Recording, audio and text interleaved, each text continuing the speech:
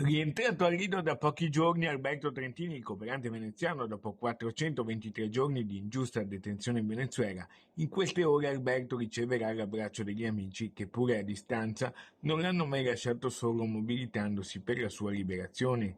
Tra un controllo medico e l'altro, le ore trascorse finalmente in famiglia, Alberto affida una lettera per il nostro gruppo Media Nord-Est alcuni dei suoi pensieri che in queste ore gli affollano la mente. Non ha rimorsi e alla domanda se dopo le sofferenze che ha subito valga ancora la pena di essere cooperante, dice: Assolutamente sì. Rimango convinto della pertinenza ed efficacia dell'aiuto umanitario come strumento indispensabile per salvare vite e mitigare le sofferenze di popolazioni in difficoltà.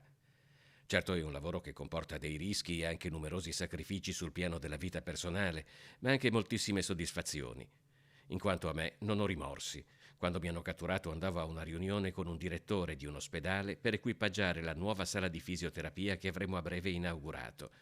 Quella riunione andava fatta sì o sì. Le autorità e le strutture presenti nei paesi vanno sempre coinvolte negli interventi. Al massimo, se potessi tornare indietro, proporrei di farla virtualmente.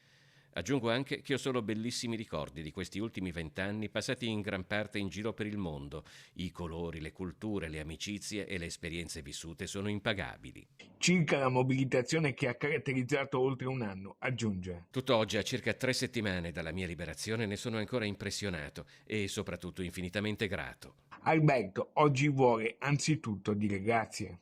Tanti, troppi nomi per non dimenticare qualcuno o non fare una gaffe. Ci provo comunque, sul piano locale e magari con il tuo aiuto.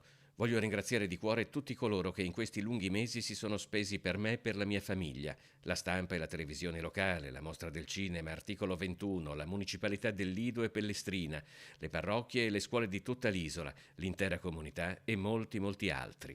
Grazie a te, Alberto.